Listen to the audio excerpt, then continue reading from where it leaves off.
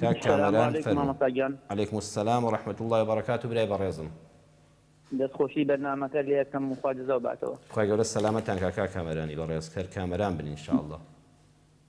دوو پرسیارمان هەبوو ئەتێن نەبێت. پرسیار یەکەمت فەرموو.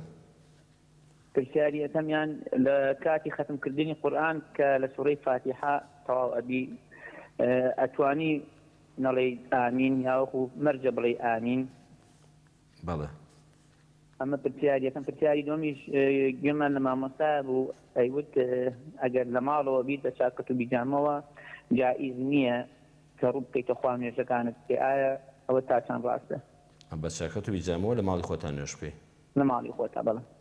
بەڵێ پرسیارەکە زۆر جوانە خۆ بگۆڕی ئەنجا نوێژ بکەیە بە چاکەت و بیجامەوە بەکە پاک بێت و هیچ پیسی پێوە نەبێت و هیچ مەرجەکانی تیا بێت. پرسیارێکی جوانی ئینشاڵڵا کاک کامەران بەسەر چاو لە درێژەی بەرنامەکەدا گوێبیستی وڵام دەبی.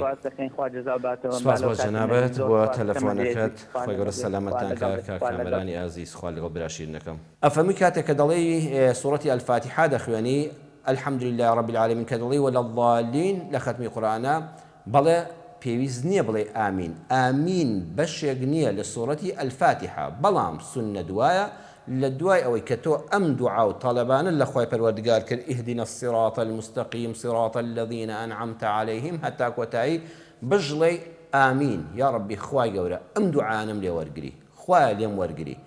ئەگەر نەیڵێ ختمی قورئانەکەت هەر دروستە بەڵام کاتێک کە دڵێ الحەمدولله رب العالمین وەلەضالین ئامین ئەنجا بڵێ بسم الله الرحمن الرحیم و سوورەتی بەقەرە دەست پێ بکە. نەخێر ئامینەکە بکەی سوننەتەوە باشترە بەڵام ئەگەر نەشیڵەی ختمەکەت هەر دروستە و لە کاتەکانی تریشە سوورەتی فاتیحاکەت هەر دروستە.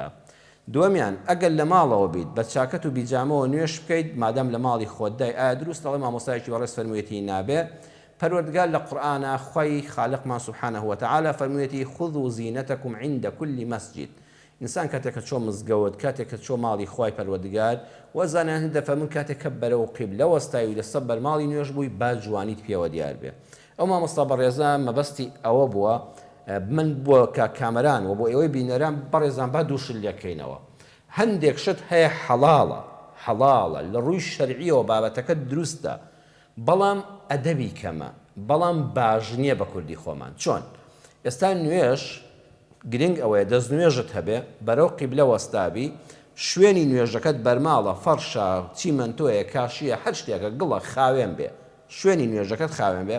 ئەو جلو بەرگەی بۆ پیاو لە بەریایەتی لە سەر و ناوکی داپۆشی بێ هەتا خواری ئەژنۆی ئەمەندەی داپۆشراو بێ بەرماڵێکی لە خۆیەوە پێچا بێ عورەتی دەرنەکەوێ لە سەر و ناوکی بۆ خوار ئەژنۆی ئەم نوێژە لای خوا قبوڵە. نوێژەکەت دروستە نوێژەکەت قبوڵە گێڕانەوەی نوێژەکەت ناوێ بەڵام لە ڕووی ئەدەب لە حزوری خوای گەورەدا یعنی وەک مەبەست من دێت چاکەت و بیجامەکەشە ئەم چاکەت و بیجامەیە مادام پاکە لەشی تەواو داپۆشیوی عورەتت دەرناکەوێ بەڵێ نوێژەکەت قبوڵە لای خوا نوێژەکەشت تەواوە و ژێڕانەوەی نوێژەکەت ناوێ نوێژەکەت لێ قبوڵ کراوە بەڵام باش نییە لە ڕووی چیەوە باش نییە لەوەی کە بەرامبەر بە خالق وەستاوی بەرامبەر بە ئەڵڵا سوبحانەه وتەعالا وەستاوی.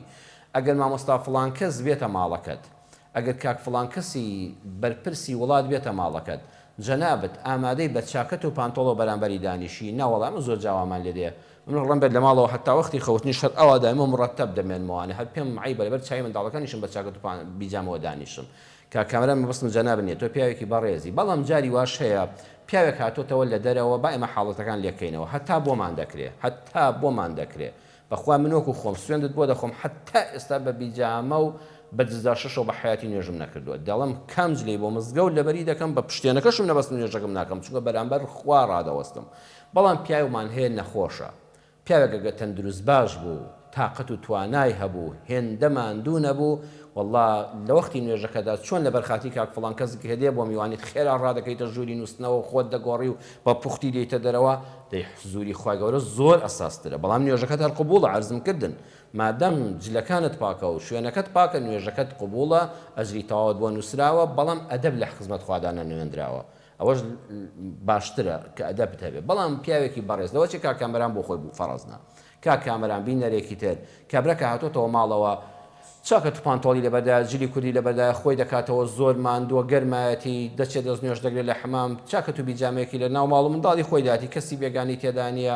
بیجامەیەکی مەفشەڵ و ڕێک و پێکە تەسک و ئەوە نیە عورەتی بەدەرەوە نیە و نەیکوشیوە ئەلەم حاڵەتانەدا بەڕێزان ناتوانێت ماندووە خواخواتی تۆزی ئیسراحەت بکە زۆر ئاساییە بەو لە شەوە نوێش بکە بۆ لە شەوە نوێش بکە بەڵام هەتا بۆتان دەکرێت هەتا بۆمان دەکرێت بە هەمومان جلی نوێژمان ئەو جلە بێت کە پێی دەچینە دەرێ کە پێی دەچینە مەدیسی پیاوان کە پێی دەچینە مەدیسی پیاوانی بەڕێزی وەکو جەنابتان کە لە ڕووماندێ لە لای میوان پێدانیشین بەڵام خەڵکمان دەبینیوە لە مزگەوتیشە بەخوا نوێژی بیانێ من خەڵکی بینیەوە بە بیجامەوە هاتووە مزگەوتی هەر بە خۆمەوە پێی تەریق بوومەوە پێم ناخۆش بووە قەیچەکە هەمووی دقەیەکی پێناچێت ئەگەر تەندروست باشی ئەگەر زۆر ماندوونی بەڵام بۆ حاڵەتێکی ماندوو بۆ کەسێک کە ناتوانێت ئینشاءالله خوای گەورە عوزری قبوڵە و خوای گەورە لێبوردەیە بەڵام نوێژەکەت لە ڕووی شەرعیەوە حەڵاڵە و دروستە بەم جلانەوە نوێژ حەڵاڵە و دروستە بەم بیجامە و چاکەتەوە بەڵام ئەدەب لە خزمەت خوادا باشترین ئەوەیە جوانترین جلوبەرگ و پۆشاکێکی زۆر مەزبوط